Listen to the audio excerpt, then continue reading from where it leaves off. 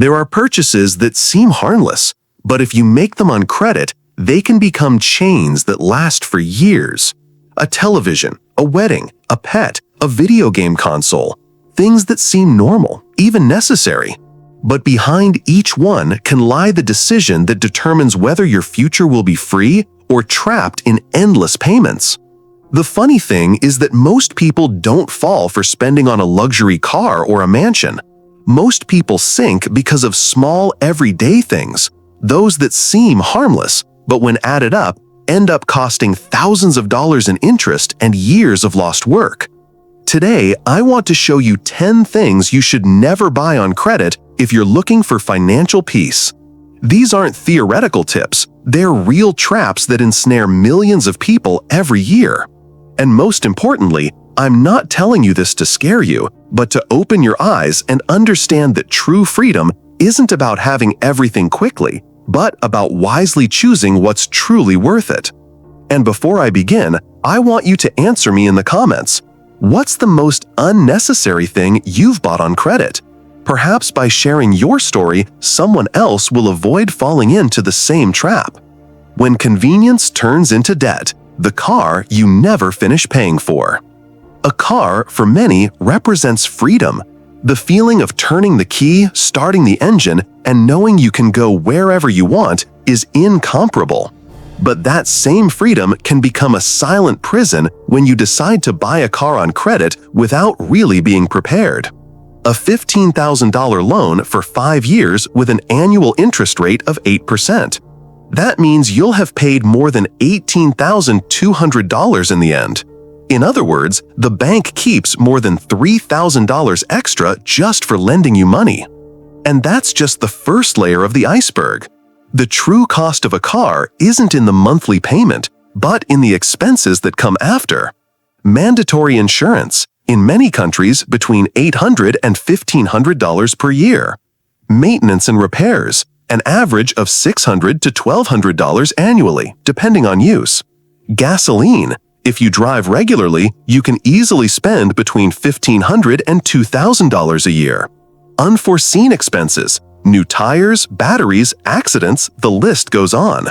When you add it all up, a $15,000 car can turn into a cumulative expense of more than $30,000 over 5 years. And if you sustain all of that with debt, the car ceases to be a means of transportation and becomes a liability that drains your financial future. The problem isn't the car. The problem is the rush to get it now. It's that impulse to demonstrate status, to believe that you deserve it right now, even if your wallet isn't ready yet. A piece of wise advice says, "You're really ready to buy a car the day you can pay for it twice and still have peace of mind." Why? Because it means you can not only cover the cost of the purchase, but all the expenses that will come later. If this isn't your case, the wisest thing to do is wait, save up, and buy later. Or choose a more modest model that doesn't make you a slave to your own vehicle.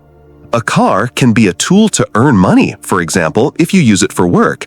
But even then, you have to be cautious. Because if the income it generates doesn't exceed the total cost of maintaining it, instead of being an asset, it becomes an extra weight on your shoulders. The car that seems to give you wings today can tomorrow bind you with invisible chains, those of debt, interest, and the monthly pressure to pay. Vacations that become financial storms. Vacations are a respite for the soul, a time to stop the routine, recharge, and create memories that, in theory, should last a lifetime. But when we finance them with debt, those happy memories can turn into financial storms that are hard to forget. The average credit card interest rate in Latin America and many Spanish-speaking countries exceeds 30% annually. This means that a $2,000 vacation, if you pay only with the card and take 12 months to pay off, can end up costing you $2,600 or more. And the worst part? By the time you finish paying, you're probably already planning the next trip. In other words, you're still paying for yesterday while trying to live today. The problem isn't traveling. The problem is wanting the rest to come before the effort. Traveling with debt is like serving yourself a feast when your refrigerator is empty. You enjoy the moment, but the consequences come with hunger later. There's something almost no one says. If you have the discipline to pay loan installments, you also have the discipline to save those same installments. The difference is that with savings, you win. With debt, the bank wins. If you set aside $200 a month for 10 months, you'll have $2,000 ready to travel worry-free. But if you take that $2,000 on credit with 30% interest, you'll end up paying almost $2,600. The question is, would you prefer your memories to cost $2,000 or $2,600? Rest shouldn't become an enemy of the future, because there's nothing more contradictory than returning from a vacation with a relaxed body but a heavy heart because the debt is just beginning. Traveling doesn't require debt. What it takes is time, patience, and awareness. Time to save, patience to wait for the right moment, and awareness to avoid comparing your vacation with someone else's. Remember this: a funded vacation leaves you with beach photos and bills in the mailbox. A vacation paid for with your own effort leaves you with memories and peace. Technology on credit, the mirage of rapid consumption. We live in an age where technology changes faster than our ability to pay for it. Every year, new phones, laptops, smartwatches appear, and advertising whispers to us, "You need the latest to be happy, to be productive, to be someone in this fast-paced world." And many fall into the trap. They don't buy with cash, they buy with debt. The problem is that technology is one of the assets that loses value the fastest. For example, a phone that costs $1,000 can lose up to 50% of its value in the first year. That means that after 12 months, that phone is resold for $500 or less. But the debt you took out to buy it doesn't depreciate. Quite the opposite, it grows with interest. If you finance it for 12 months at 25% annual interest, you'll end up paying $1,250. A phone that's already worth $500, but for which you'll have paid $1,250. Do you notice the difference? You lose on both sides. You lose money and you lose value. Buying technology on credit is like filling a basket with water. The excitement drains quickly, and the debt remains heavy. That initial glow you feel when you open the box of a new phone lasts for days. Debt, on the other hand, can last for years. The point isn't to demonize technology. Phones, laptops, and devices are powerful tools. The question is the intention. Ask yourself, am I buying a tool that will make me produce more, learn more, create more? Or am I buying an emotional boost to fill a momentary void? If your phone still works, if your computer still responds, maybe you don't need the new thing. Maybe what you need is to change the way you consume. Because true freedom isn't having the latest model, but rather not depending on it to feel valuable. And here I want you to plant a reminder in your mind. Write in the comments, "I am prosperous and I attract wealth." Because prosperity doesn't begin with what you buy. It begins with what you decide not to owe.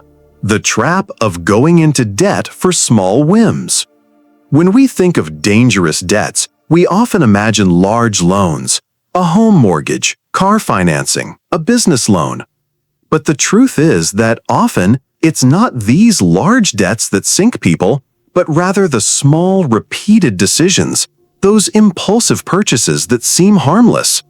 A TV on credit, a trendy pair of headphones, a video game console, a gaming chair with futuristic lights and designs. Each of these items, taken separately, doesn't seem like a big deal. The mistake occurs when you add several of them up, finance them with a credit card, and end up paying interest that can reach 40% annually in some countries. To give you an idea, if you buy a $500 console on credit and only pay the minimum monthly payment, you could end up paying more than $900 in total and take 3 to 4 years to pay it off. Will the console still be worth the same in that time? Of course not. In fact, in 4 years, a new model will probably already exist, and the one you bought will be obsolete. That's the trap of small-ticket purchases. The item quickly loses value, but the debt remains strong, silently growing at the bottom of your balance sheet.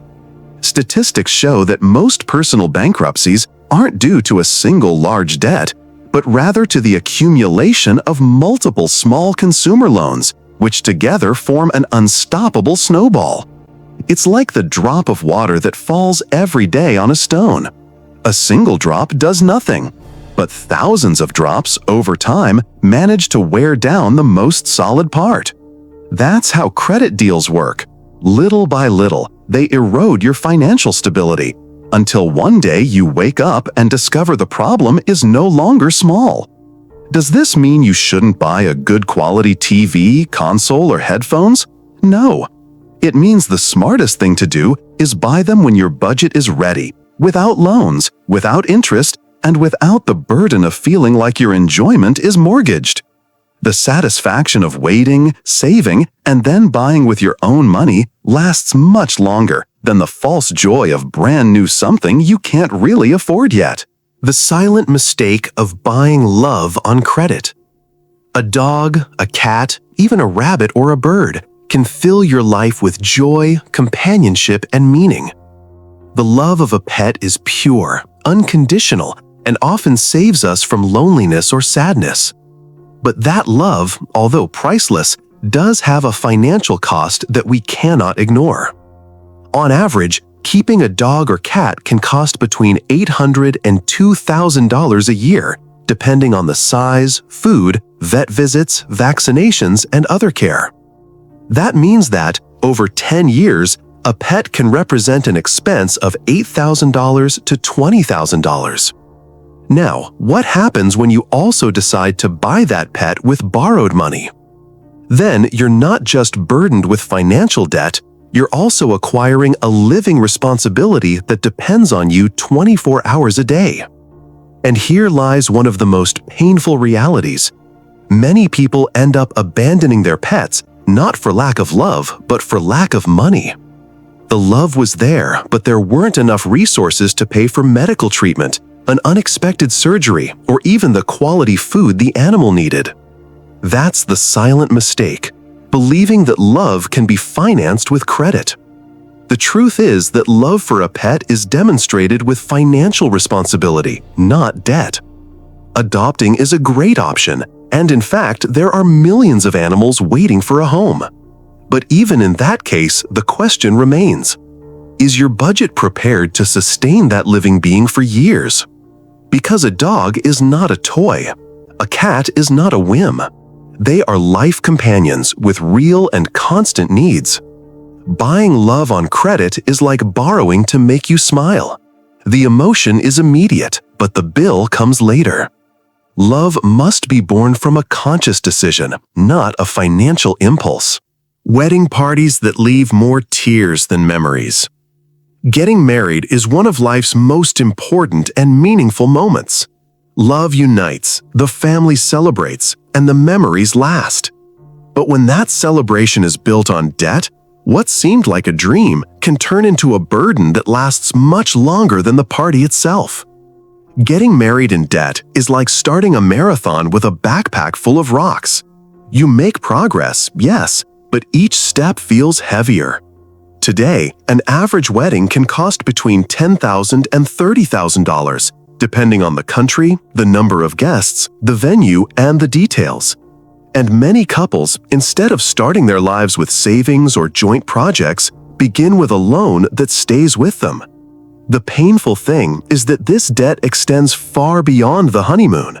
While the music, the flowers, and the photos fade over time, the debt is still there, accumulating interest. A $20,000 personal wedding loan with an 18% interest rate over 5 years ends up costing almost $29,000. In other words, the party that lasted a few hours continues to be paid for 1,800 days. The problem isn't celebrating. Celebrating love is valuable.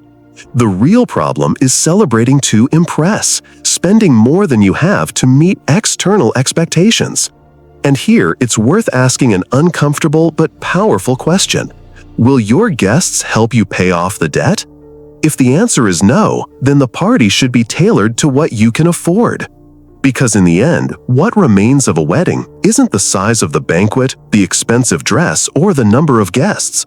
What remains are the memories, the glances, the union that is strengthened by making wise decisions. Building a marriage on a foundation of debt is risking stability from the start.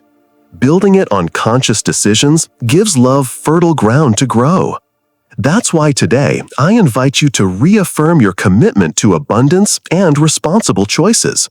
Write in the comments, "I am prosperous and I attract wealth." Because when you choose consciously, you are already attracting prosperity into your life. Investing with borrowed money, the mistake many keep quiet about. Investments are one of the most powerful ways to grow your wealth. But they're also a field where patience and discipline are worth more than haste and risk. When someone invests with borrowed money, they're actually playing a game with cards stacked against them. Because debt doesn't wait. The bank doesn't understand losses, bad streaks, or projects that take time to get off the ground. The bank only understands fees, interest, and deadlines. Imagine taking out a $10,000 loan at 12% per year to invest. That means that in 1 year, you would have to pay $1,200 in interest. Now, for your investment to be profitable, you would have to earn not just 12%, but at least 20%, considering taxes, fees, and the possibility of partial losses. Most safe investments earn between 6% and 10% annually. In other words, they're not enough to cover the cost of the loan. Therefore, for the bet to make sense, you must take very high risks, the same ones that can leave you without capital and with a debt that's impossible to cover. The stress of investing with other people's money is silent but devastating. When you invest with your own money, you can wait, analyze, and decide calmly. But when you invest with borrowed money, every day of loss turns into anguish, and that pressure clouds judgment. And under pressure, almost all of us make bad decisions. We sell when we should wait, we buy when we should watch, and we end up losing not only money, but also our self-confidence. Investing is like planting a tree. Time is the best fertilizer. You can't accelerate it with debt because a tree forced to grow quickly simply breaks. True wealth is born from patience, perseverance, and understanding that money multiplied calmly always lasts longer than money earned hastily. Not every business needs a loan. Learn to build with little. Many believe that starting a business starts with borrowing money. But the truth is that capital isn't the first thing, it's the last. Amazon was born in a garage with just a few $1,000s and Jeff Bezos' dream of selling books online. Apple started with less than $1,300 thanks to the sale of a calculator and a pickup truck. Disney started in a small studio with a borrowed camera and the passion of two brothers. The pattern repeats itself. It wasn't money that created success, but vision and discipline. Going into debt to start a business without a solid foundation is like building a skyscraper on sand. At first, everything seems solid until the first storms hit. Before thinking about taking out a loan, ask yourself questions that many avoid. Have I validated my idea with real customers? Because an idea that only exists in your mind doesn't pay the bills. Do I know exactly how I will use that money? A poorly managed loan becomes an expense, not an investment. Do I have a plan if something goes wrong? Because debt doesn't understand excuses. Banks don't accept my business didn't work out as a form of payment. Building slowly isn't failing, it's building with roots. A business that starts small but solid is more likely to grow than one that starts large but in debt. And if you're in doubt, remember this. 82% of small businesses that fail do so because of cash flow problems, not a lack of customers. Excessive debt is the main silent killer of startups that had a future. Sometimes true success isn't starting fast, but starting strong, even if it's small at first. The false urgency of, "I need it now." Many of the debts we carry aren't born out of real desire, but rather out of impatience. That voice that appears in your mind and whispers, "Buy it now, enjoy it today. Later, you'll figure out how to pay for it." But that voice isn't your friend. It's the voice of a system that has perfected the art of manipulating your impulses. Advertising, social media, today-only offers, everything is designed to make you confuse the urgent with the necessary. 70% of credit card purchases are impulsive, meaning decisions that weren't planned in advance. And those decisions, when financed at 30% interest, end up costing up to double or triple the original value of the product. False urgency has a real cost.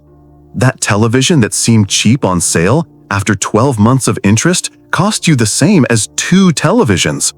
That impromptu trip you paid for in installments ends up being a monthly reminder that rest can also turn into debt. Impatience steals more dreams than poverty, because those who are patient build, but those who allow themselves to be dragged down by urgency chain themselves to payments that kill their financial freedom. Waiting isn't losing. Waiting is gaining control. Science calls it delayed gratification, the ability to postpone an immediate desire in exchange for a greater reward in the future. And the funny thing is, it's proven. People who know how to wait not only have more money, but also more peace of mind. Because they don't live to pay for the past, but to enjoy the present without chains. So the next time you hear that inner voice screaming, "I need it now," ask it, do I really need it, or do I just want to escape the emptiness of waiting? The emotional cost of badly taken debt. Not all debts are counted in numbers. Some are counted in tears, guilt, shame, anxiety, arguments with your partner, postponed dreams. All of this also comes at a price when we borrow money without considering the consequences. According to the American Psychological Association, more than 65% of anxiety and stress problems are money-related. And the worst part? Personal debt is the #1 cause of marital breakups in many countries. In other words, badly taken debt doesn't just empty your wallet, it can also empty your home. Debt isn't just a number in the bank. It's a shadow that creeps into your conversations, that robs you of your rest at night, that turns every call from the bank into a reminder that you've lost your freedom. When we sign a loan without analyzing it, we're not buying an object. We're mortgaging our peace of mind. Here's the question that few ask, but that can save you from a lot of pain. Does this bring me closer to my peace, or does it take me away from it? If the answer is that it takes you away, then that credit isn't an opportunity. It's a trap disguised as a solution. Debt can be a tool, but it should never become an executioner. And the difference between the two always begins with a single decision. Think before you sign. To close this 2-lesson series, I want you to write in the comments an affirmation that reminds you that your financial life also deserves peace. I accept success, money, and happiness in my life. Because there is no true wealth if your heart lives in debt. Money doesn't scream, but it shows. It shows when it gives you freedom, and it shows, even more so, when it takes it away. Every debt you take on is a vote for the future you are choosing. It's not about living without spending. It's about spending without enslaving yourself. You deserve more than surviving between payments. You deserve to build a life you're not afraid to look at when you close your eyes at night. And if this message resonated with you, it wasn't by chance. You're ready for the next step. Subscribe, because what's next is the true path to your financial freedom.